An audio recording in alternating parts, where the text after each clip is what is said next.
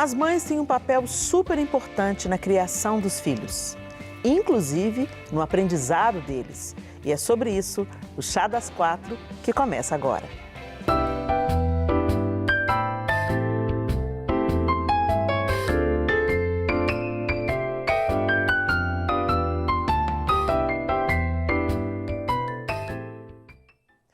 E para falar sobre o papel da mulher na educação dos filhos, nós vamos receber uma convidada muito especial.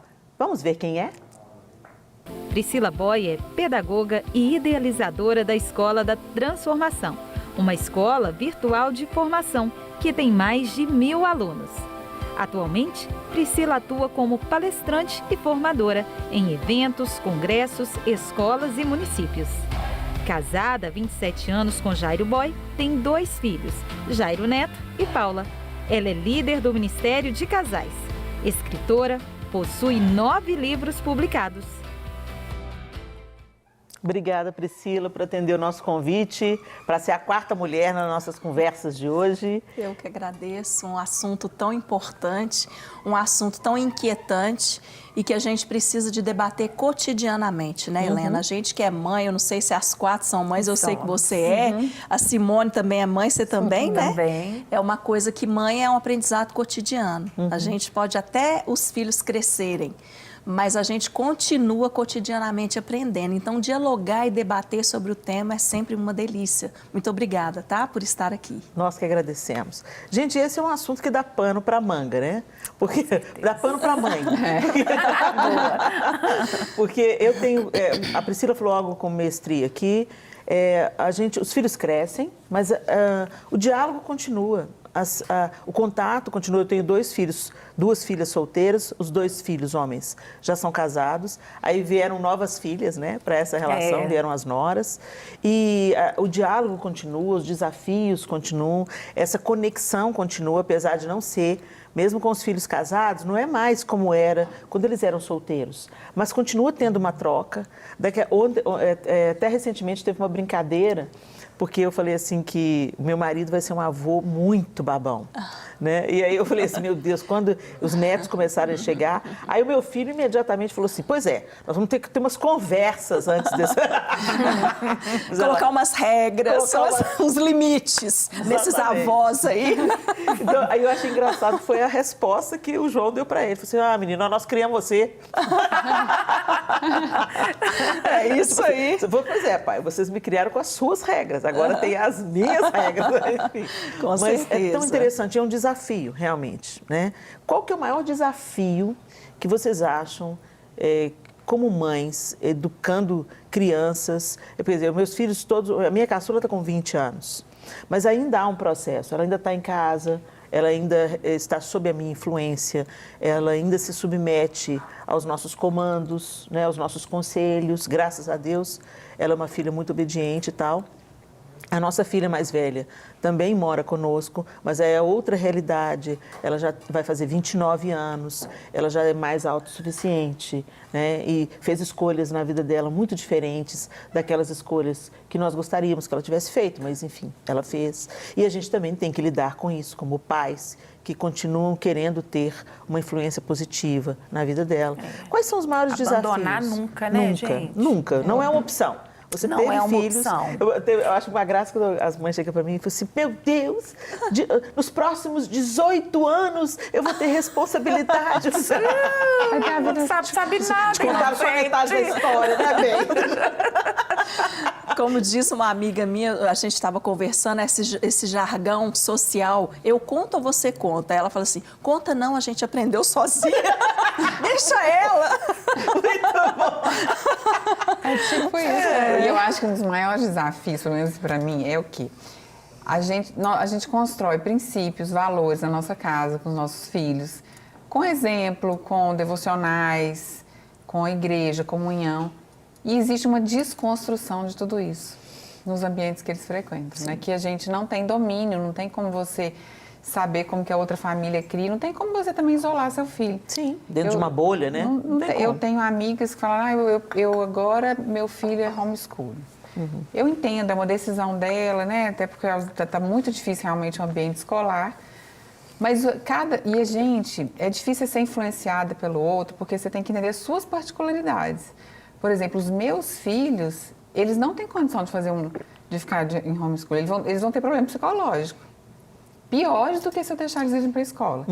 Então, eu instruo eles, e a gente tem que confiar em Deus. Confiar que Deus, ele está no controle de tudo e que a gente imprime esses valores e princípios nos nossos filhos e que eles vão manter isso. Qual que é a idade dos seus filhos? Qual a idade deles? 11 e 9. 11 e 9. E os seus? O meu tem um de 16, que já vai fazer 17 agora, e um de 13. De 13.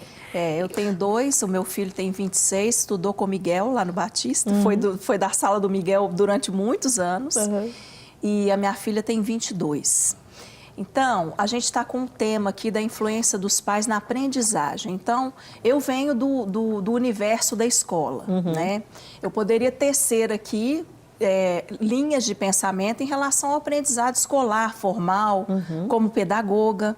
Mas, para a gente transportar isso para o universo de quem não é do universo da escola, que a gente tem mães aqui assistindo de todos os universos, e quando você cita, e você também, minha filha cresceu 29 anos, minha outra tem 20, os dois se casaram, ou seja, os filhos vão seguir a vida. Eles vão fazer as escolhas, né? Com certeza. E o papel dos pais na aprendizagem, a gente transportando isso para a vida e para o universo espiritual, nós fomos instituídos por Deus como aquelas pessoas, autoridade.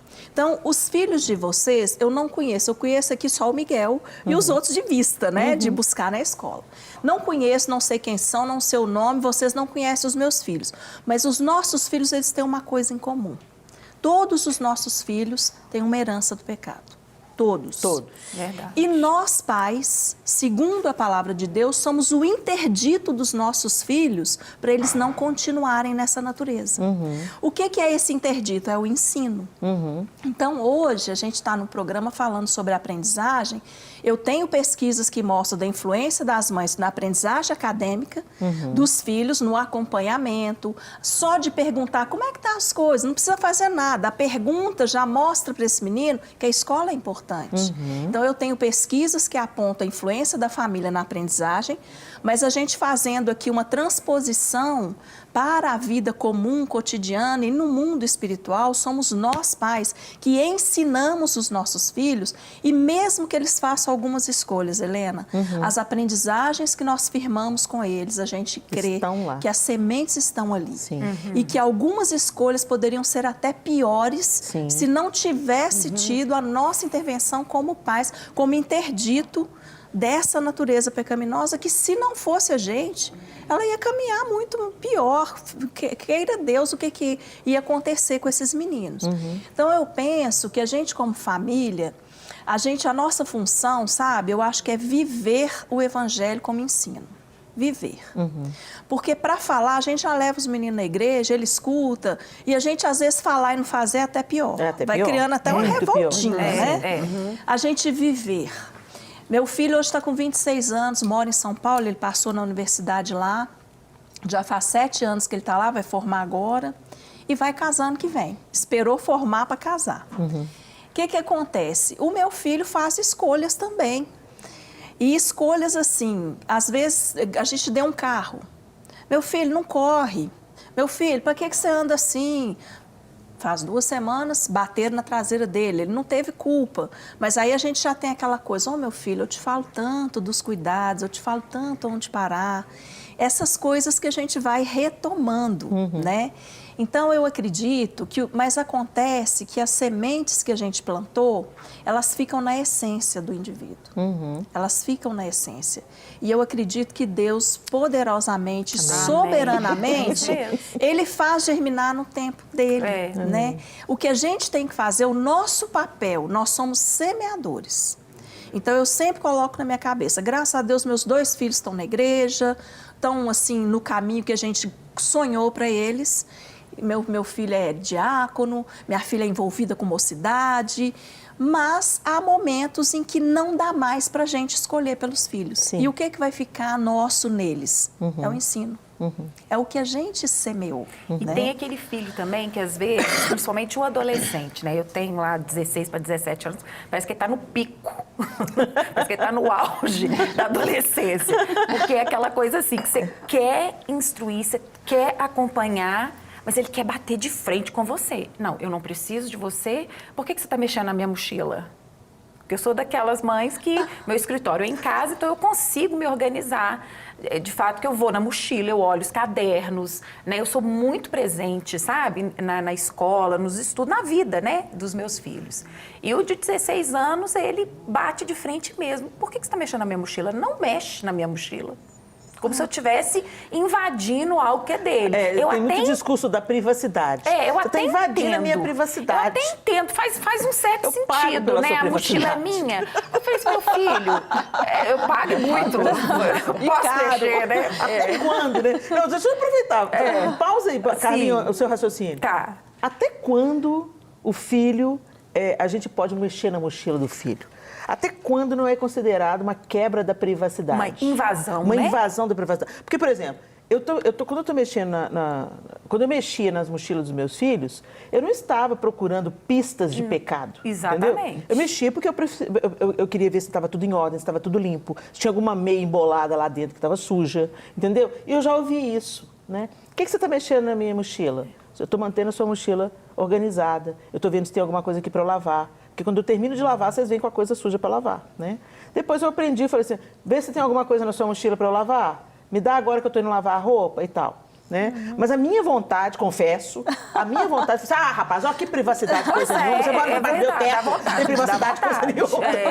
Não, e aí você vai mais além, porque o menino, ele vira para você e fala assim, quando você vai falar assim, meu filho, eu tô vendo aqui, você tem para casa, para amanhã, você tem não sei o quê, você tem não sei o quê.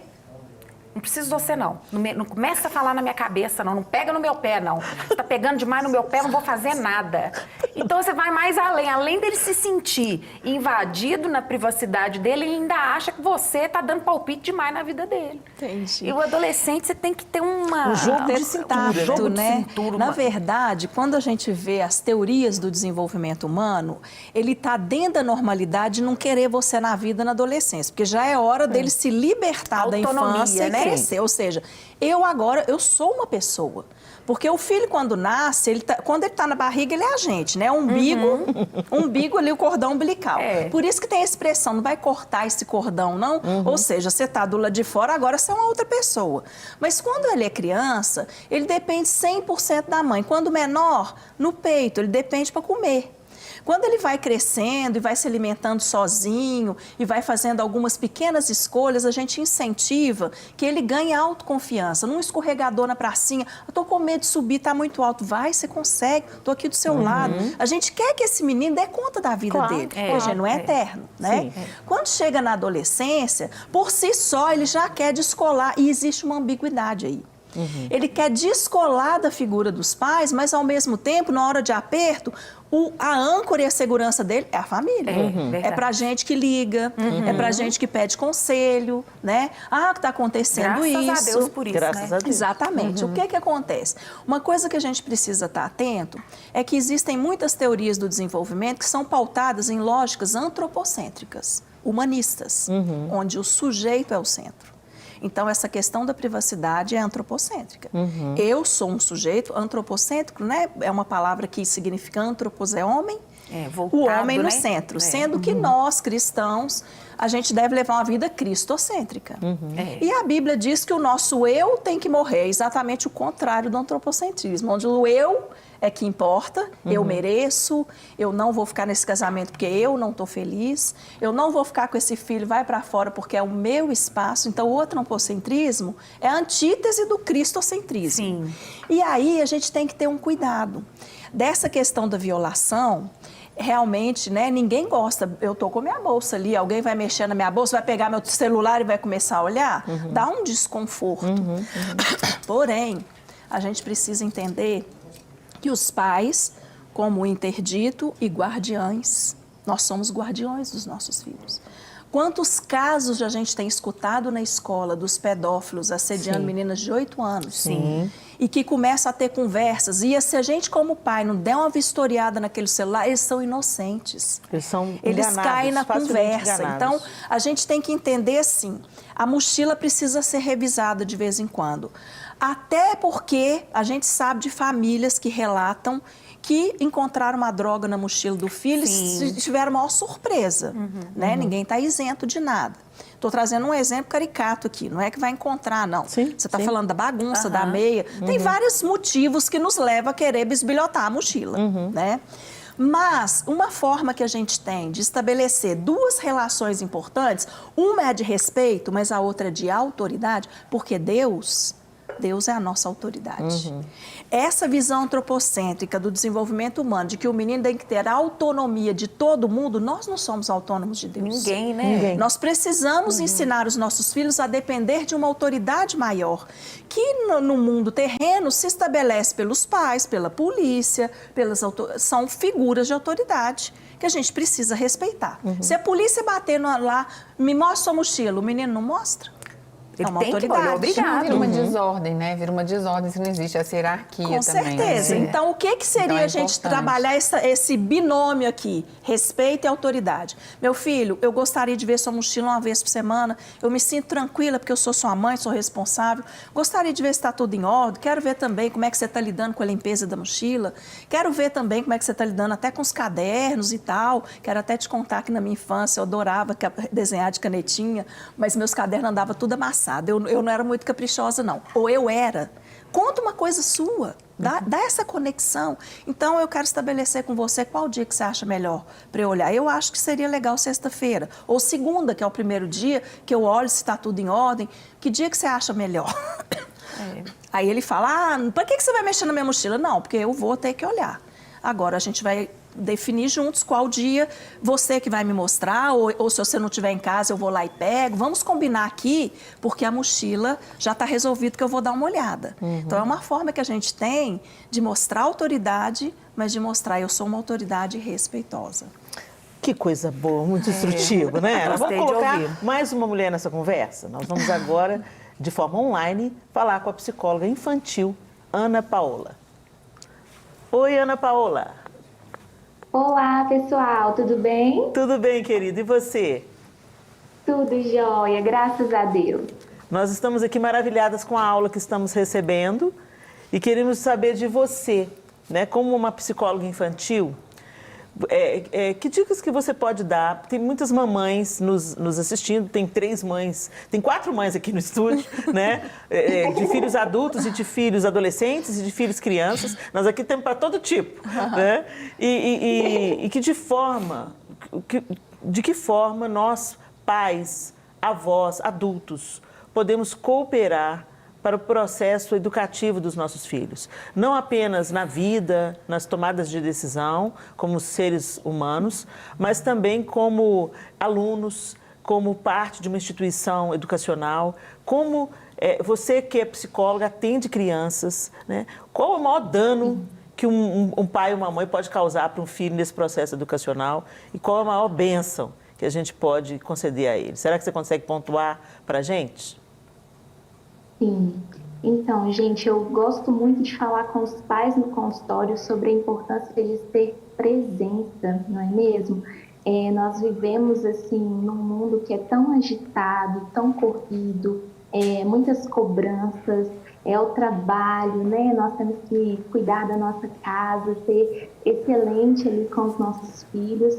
E às vezes se torna um desafio ser parte ali, né? Realmente instruir a nossa criança ali na parte do aprendizado, ou adolescente, né? Já que falaram que temos mamães aí com filhos de diferentes idades.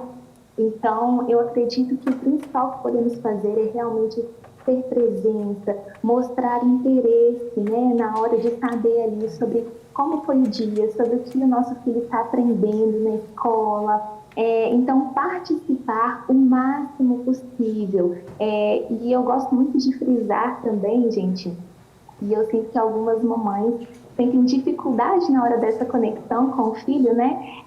Na parte da aprendizagem, mas às vezes nós paramos para estar com esse filho durante o dia, só na hora do ensino, na hora ali de cobrar, às vezes, algo, né? Então, eu gosto muito de enfatizar também a importância da gente ter tempo de qualidade, da gente construir uma relação saudável, que aí essa parte da aprendizagem, ela flui, ela fica mais leve, assim, posso dizer. Ótimo, Ana. E uma coisa interessante que você falou aí, porque às vezes, por causa justamente da correria, das exigências, as mães às vezes se sobrecarregam, terceirizam, às vezes, os seus papéis como mães nesse processo educacional das crianças, no acompanhamento para casa, né, das tarefas, dos trabalhos. Algumas mães até acham ruim, falam assim, o colégio parece que está dando trabalho para mim, porque você nunca ia conseguir fazer isso. E é uma realidade. Tem trabalhos que eu acompanhei meus filhos fazendo, que eu falei assim, meu Deus do céu, o trabalho foi para vocês, não foi para mim. Mas o que eu percebi é que como o engajamento da gente para produzir aquele trabalho encheu os olhinhos deles de brilho, de um sentido assim, de pertencimento. Não, meu pai e minha mãe estão aqui comigo, eu pertenço a essa família, eles estão somando comigo nesse esforço. Isso é muito importante, né, Ana? Demais. Helena, eu falo que assim, nós somos as encorajadoras dos nossos filhos, né? Talvez esse seja aí o nosso principal papel, ser essa fonte de incentivo, não é mesmo? Então, é sobre encorajamento mesmo das nossas crianças. E eu te fiz uma pergunta aqui sobre o maior dano que a gente pode causar. Também dentro da psicologia, a gente escuta muito, a culpa é da mãe, gente. A culpa é da mãe. Gente do céu, nem... Coitada da mãe, né? Coitada da mãe. Mas assim, nós como mães, você acabou de dizer, nós somos as principais encorajadoras dos nossos filhos. Mas quantas vezes a gente vê mães sobrecarregadas, muitas vezes tendo que assumir o papel de ser a provedora do lar? Né? As mulheres, às vezes, não estão compartilhando o lar com um companheiro, com um parceiro que traz o sustento, né, para casa. E elas, às vezes, têm que se ausentar por muitas horas para trazer mesmo o básico, o fundamental para aquela criança. Como que essa mãe tem algum mecanismo, tem alguma coisa? Eu sei que a terapia é uma importante ferramenta, acho que as mães deveriam fazer terapia, porque é importante para a gente, né? Mas vamos supor que uma mulher que esteja assistindo a gente, que não esteja nesse momento em condição de fazer uma terapia, e ela tem ela se percebeu agora, nessa conversa, como uma mãe que, ao invés de ser encorajadora, ela se pegou agora desencorajadora. Era aquela mãe que sempre critica, que enxerga os erros dos filhos e enfatiza mais as falhas ou as faltas, ou aquilo que o filho não fez. Você não fez a lição, você tirou nota baixa, você... eu estou tão ocupada que tive que ser chamada na escola por sua causa. Como é que... Tem alguma forma de a gente ajudar essa mãe de uma maneira assim, curta, imediata? Tem alguma coisa que a gente pode falar para ela, para encorajar ela a ser diferente? Sim. Olha, eu penso que é muito importante a gente reconhecer a necessidade de mudança em nós, mães, porque às vezes nós não temos essa facilidade, né? Mas entendendo que precisamos mudar a nossa postura, eu acho que eu gosto muito, gente, de falar sobre conexão entre pais e filhos, né? E eu acho que a gente tendo uma conexão bacana com o nosso filho. Oi? Tô te ouvindo, Ana, tô te ouvindo. Travou aqui.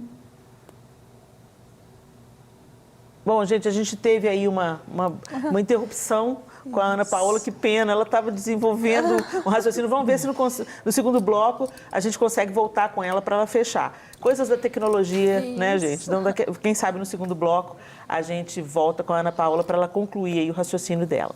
Mas antes da gente ir para o intervalo, eu quero te fazer uma pergunta. Como é que está a situação do seu imóvel? Está tudo ok? Você já tem a escritura da sua casa, está tudo no seu nome, tudo bonitinho, preto no branco, os documentos tudo em ordem? Pois é, gente, tem muita gente que anda aí com os imóveis em situação irregular e nem se dá conta disso. Sabe aquele contrato de gaveta? Às vezes você faz os acordos de compra e venda com o vendedor cai na vida, você nunca mais se encontrou com ele, ficou com o contrato de gaveta, você já acabou de pagar esse imóvel, você já pagou por ele, mas a documentação ainda não está legal. E às vezes, diante de uma possibilidade de desapropriação do imóvel, ou diante da possibilidade de venda do imóvel, ou até morte e inventário, essas coisas todas, percebe-se que o seu imóvel não está tudo direitinho com a documentação dele. Então, eu quero deixar aqui uma dica para você.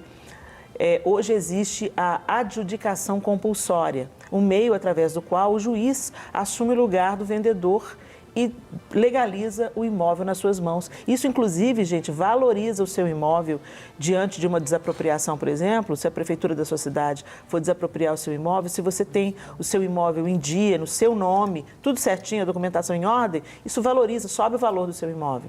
Então, não deixa para amanhã, não. Vocês que assistem aqui o Chá das Quatro, vamos arrumar a vida na saúde, na cabeça, na espiritualidade, nos relacionamentos e também na papelada aí do seu imóvel, para que diante de algum imprevisto da vida, tudo seja encontrado em boas condições. Está aí na tela gente que é profissional, que sabe te ajudar através da adjudicação compulsória. Nós vamos para um rápido intervalo, sai daí que a gente já volta. Estamos de volta no nosso Chá das Quatro e no último bloco a gente estava tendo uma conversa aqui com a psicóloga infantil Ana Paola e tivemos uma interferência na ligação, ela estava online e agora nós vamos retomar com a Ana Paola para ela concluir aquilo que ela estava dizendo que é tão importante. Então, vamos lá? Ana, está nos ouvindo, Ana? Olá. Sim, agora estou ouvindo. Ai, que bom, querida. Então, conclui para a gente o que você estava dizendo. Então, retomando, né, para as mamães que percebem aí que precisam mudar, né, eu estava falando sobre a importância ali da conexão com os filhos, né, sobre o primeiro passo é realmente perceber aquilo que precisa ser mudado em nós para que possamos conseguir exercer a maternidade de forma mais assertiva. Eu acredito também, gente, muito na importância do autocuidado. Porque nós estávamos falando também sobre a sobrecarga, né? Que muitas vezes as mães se encontram. E a gente esquece, às vezes, né? A maternidade faz com que a gente se esqueça desse autocuidado, né? Com a nossa saúde física, a nossa saúde emocional. Então, tudo isso é um conjunto para que a gente consiga se sentir até mesmo motivada, né? A dar o nosso melhor todos os dias ali na maternidade, né? Na nossa forma de criar os nossos filhos. Muito bom. Muito obrigada, minha querida. Obrigada mesmo pela sua vocês, sugestão aí. A gente vai falar um pouco mais sobre isso aqui, sobre essa sua ideia, essa sua sugestão. Nós te agradecemos, que Deus abençoe você na sua jornada, viu? Amém. Vocês também. Olha que interessante isso que a Ana Paola falou. Uma mulher sobrecarregada, ela realmente vai ter dificuldade de participar efetivamente dos processos de aprendizagem do seu filho, seja a aprendizagem formal na escola ou na vida, né? Nos processos cotidianos. Então, essa questão do autocuidado, nós realmente estamos vivendo numa era onde as mulheres estão pegando mais carga do que dão conta de carregar. A gente vê um discurso de empoderamento feminino que está cobrando um preço altíssimo. Não que a mulher não tenha capacidades, ela tem capacidades. E ela, sim, ela consegue efetuar várias funções. Mas ela é um ser humano. Mas ela é um ser humano, ela não é uma máquina. Né? E a gente, recentemente, eu ouvi uma história, achei tão interessante isso, que não é uma questão de eu preciso trabalhar fora, ok? Existe necessidade, se a mãe, por exemplo, não se juntar ao pai para trabalhar fora, ou a realidade, a dura e triste realidade de mulheres educando filhos sozinhas, né? Às vezes abandonadas de fato, financeiramente, emocionalmente, de todas as formas, né? Existe essa triste realidade, mas a mulher precisa de arrumar uma maneira de reorganizar as suas prioridades, né? Porque eu vi um exemplo de um pai, uma história de um pai. Eu acho que eu li essa história, ou eu vi em algum lugar, não vou me lembrar, mas enfim, tinha uma reunião de escola, os pais, uma reunião de pais, E o pai falou que ele estava muito ausente por causa do trabalho. Ele precisava estar ausente para trazer o pão para casa, para trazer o fundamental, para ter moradia, comida, até para pagar a escola. Ele precisava estar ausente durante todo o dia. Então, quando ele saía para trabalhar, o filho ainda estava dormindo. E quando ele voltava do trabalho, o filho já estava dormindo. Então, ele arrumou uma comunicação, um jeito de se comunicar com o filho. Ele falou assim, olha, todos os dias, antes de eu sair e quando eu chegar, eu vou vir no seu quarto, vou te beijar, vou orar por você, alguma coisa assim. E o sinal disso, eu vou dar um nó no lençol. Que legal. Você vai saber que eu estive presente quando você encontrar um nó no lençol. E o filho começou então a ver, quando ele acordava de manhã, ele via o nó no lençol, né? E aí, quando ele ia dormir à noite, tinha um nó no lençol. Então, ele pensou, puxa, meu pai esteve aqui. Ontem à noite ele esteve aqui, hoje de manhã ele esteve aqui. Ele achava os nós no lençol, porque o pai ia à noite e ia de manhã antes dele acordar. E aí, os professores ficaram comovidos com aquela, puxa, que comprometimento, né?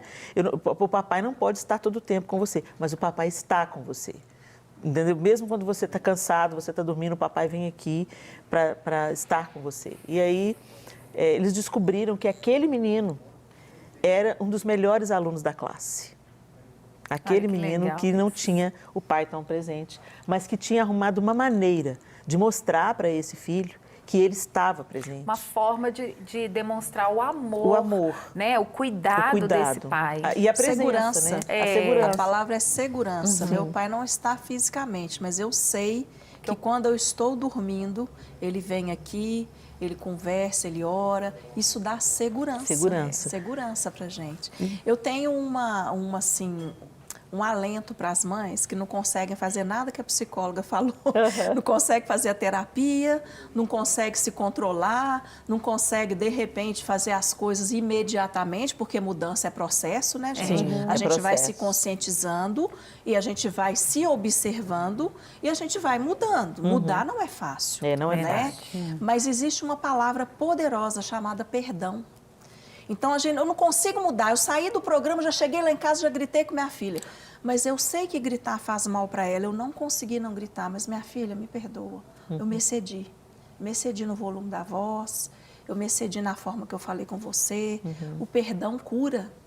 Então, enquanto a gente não consegue abaixar o volume da voz ou da irritação, porque isso eu sou uma pessoa, eu sou uma mistura de Paulo e Pedro, eu sou sanguínea e colérica. Imagina, coitados meus filhos, coitado meu marido, que tudo meu é na hora, tudo meu é explodir, e tudo meu eu chego, e aí, de repente, eu sei que eu estou me excedendo, mas tem hora que a gente está tão cansada também que a gente não consegue, né? Quando viu, já falou. Mas é importante retomar. Porque eu acho que isso dá para o filho a certeza da humanidade dos pais e de que o amor está garantido. Amém. Não é naquele momento que a minha mãe explodiu que eu perdi o amor. A garantia do amor, a segurança é muito importante. Eu queria até... isso aconteceu comigo. Você vai contar o que aconteceu com você depois que nós ouvimos a opinião masculina, que já está gritando para entrar aqui nesse papo. Sempre tem um homem querendo entrar nesse papo. Gente, vamos lá para a nossa opinião masculina no Contraponto de hoje com o André Costa.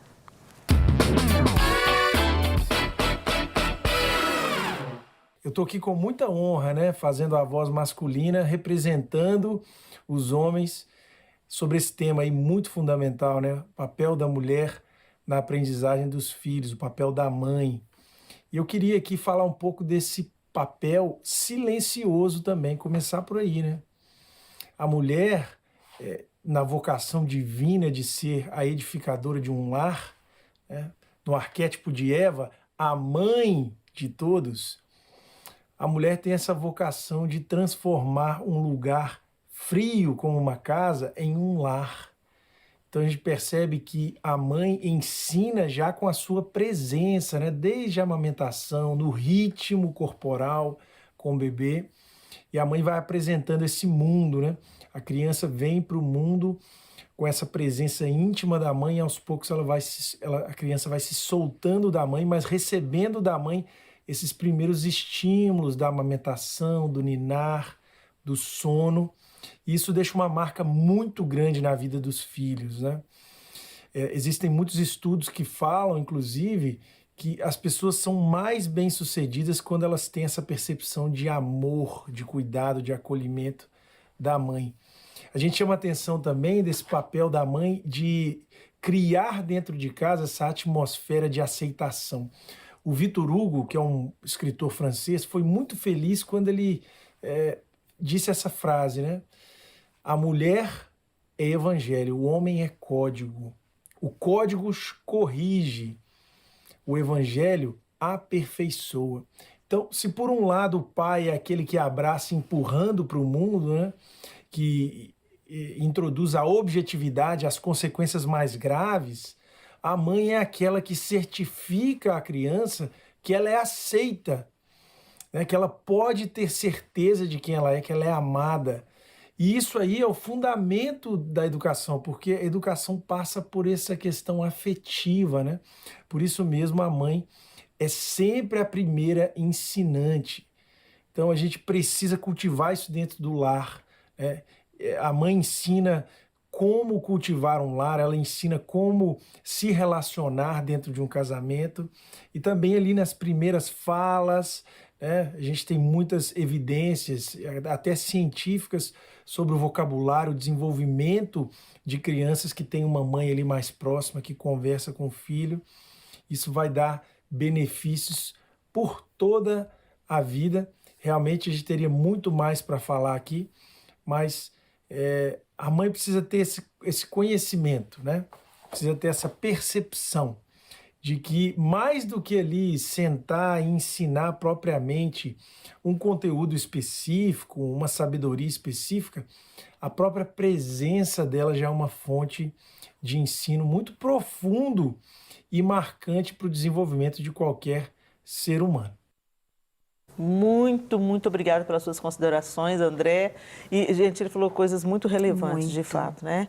Como se a mulher soubesse como ela influencia tudo ao redor dela, silenciosamente, né? Quanto impacto ela tem na vida das crianças, até do seu companheiro, das pessoas que a cercam, e como essa mulher tem uma habilidade dada pelo próprio Deus para encorajar, para autorizar, né? Inclusive, se fala que a masculinidade, a autoridade paterna é autorizada pela mãe, né? A maneira como essa mãe mostra para o filho o pai, né? Como ela apresenta essa paternidade para o filho, inaugura um elo de autoridade, uma gentil autoridade, né? Então, isso é muito importante a gente ouvir, relembrar, trazer memória, mas eu queria que você terminasse o seu raciocínio, Carla. Então, o que eu ia colocar é que isso eu acho extremamente importante, passar essa concepção para o filho, o perdão. Quando você pede o perdão, você está dizendo para o seu filho, eu erro, eu não sou perfeita.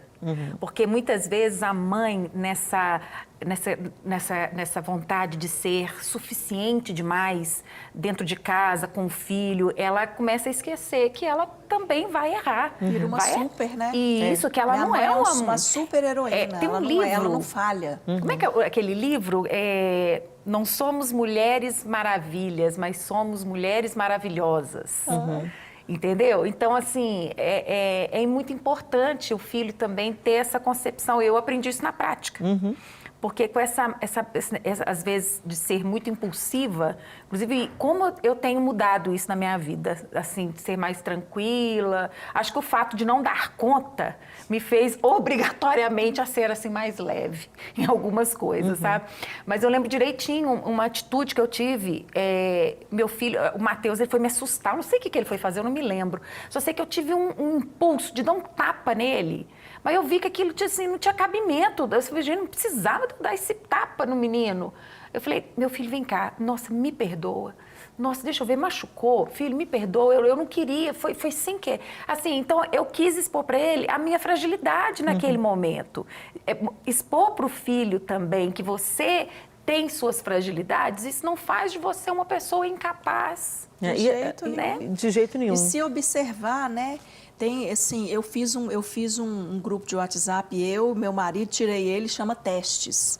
Isso foi um exercício para mim. Como meu filho mora agora fora, eu converso muito por áudio, e minha filha na faculdade e tal, eu converso muito por áudio, eu comecei a gravar os áudios antes no Testes. Gente, eu me escutando, Eu falei, gente, onde que eu estava com a cabeça de falar uma coisa desse jeito? Foi um exercício de autoconhecimento. É bom então você gravar o áudio no WhatsApp, depois você para pra ouvir. O que você... Gente, o Mas tom, isso é muito bom, você vê seu tom de voz. Isso é bom pra eu já tudo. gravei 3 vezes, 4. Falei, não, esse ainda não tá bom. Não, esse aqui, não vou falar desse jeito, não. Não vou falar isso, não. Ô fulana, você não escutou o que eu falei com você, não? Eu falei, gente, pra que falar que não escutou? Eu sei que a menina não é surda. Ô, minha filha, eu falei com você de manhã, ao invés de você debitar na conta deles, eu fico chateada quando eu não me sinto ouvida. Fala de você, dos seus sentimentos. Eu falei com vocês de manhã, eu fico muito chateada quando eu não sou ouvida. Eu queria que você desse mais atenção. Então, isso comove. A minha filha é uma menina mais sensível. Ela fala, não, mãe. Aí ela chega, depois fala, não, mãe, desculpa, eu vou prestar mais atenção. Ou seja, já que isso te fere, porque eu não estou nem aí, mas já que isso te fere, eu estarei atenta. A gente está ensinando o filho até a ter empatia, né? Então, são coisas assim, que são lentas, né, gente? A gente vai mudando e com a graça de Deus, né? Com a graça porque a gente de vai Deus. colocando diante de Deus aquele livro, Temperamentos Transformados, é Ai, a é prova ótimo. de que a gente pode se transformar pelo poder do Evangelho. Pelo poder amo do esse livro. Evangelho. É isso.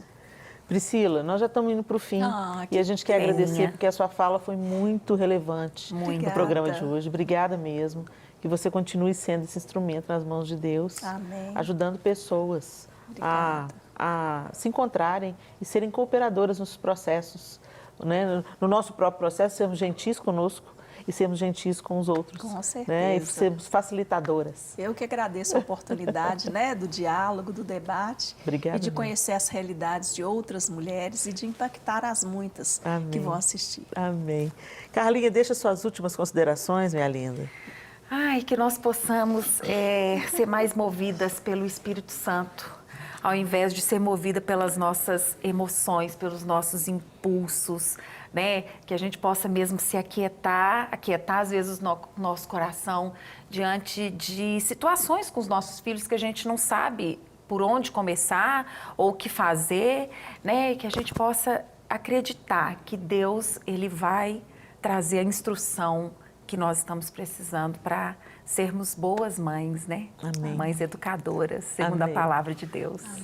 Você, Simone. Eu também, que possamos ser submissas a Deus, né? Ensinar nossos filhos também essa submissão. E pedir sabedoria todos os dias para poder lidar com as situações que vêm, entendendo as nossas particularidades. Amém. É isso aí. Se desde que se faz o grande movimento feminista, a segunda onda do movimento feminista começou ali nos anos 60, se desde lá nós entendêssemos que o maior poder dado à mulher é educar a próxima geração de homens, talvez nós não estaríamos tendo problemas nos níveis que nós estamos tendo que encarar nesses tempos. Então entenda, mulher, mesmo quando você está em casa, sem ter uma carreira, você é uma mulher poderosa. Poderosa para mudar uma mentalidade, poderosa para educar meninos, poderosa para educar meninas e gerar neles o desejo de serem homens e mulheres vivendo o propósito de Deus, que não abusa, que não agride, que é empático, que se assemelha a Cristo. O maior empoderamento feminino é poder criar a próxima geração de homens. Que Deus abençoe vocês. Até o próximo Chá das 4, se Deus quiser.